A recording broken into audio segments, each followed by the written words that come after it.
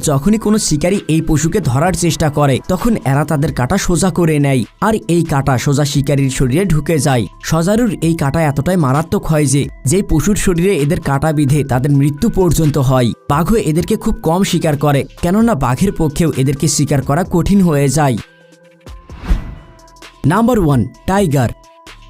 জঙ্গলের এই শয়তানকে হারানোর জন্য তো অনেক পশুই রয়েছে, কিন্তু এই পশুকে যদি সবথেকে বেশি কেউ হারাতে পারে তাহলে সেইটা হবে অন্য আরেকটি বাঘ। কেননা এখানে বিষয়টি এদের কোয়ালিটির নয়, বরং এদের আকার এবং শক্তির হবে। কেননা দুটি বাঘেরই শিকার করার পদ্ধতি একই রকম হবে, আর দুজনেই সামনের জনের গলায় কামড়ে ধরে তাকে মারার চেষ্টা করবে, কিন্তু জিত তো তারই হবে যার শক্তি বেশি এবং যার চোয়ালের শক্তি বেশি থাকবে। তবে দুটি বাঘের মধ্যে লড়াই হওয়ার দুটি কারণ রয়েছে। প্রথম, যখন দুটি বাঘের কোনো শিকারকে নিয়ে ঝগড়া হবে। দ্বিতীয় হলো নিজেকে শক্তিশালী প্রমাণ করার জন্য। কিন্তু এই দুই অবস্থাতেই জয় তারই হবে যে বেশি শক্তিশালী হবে।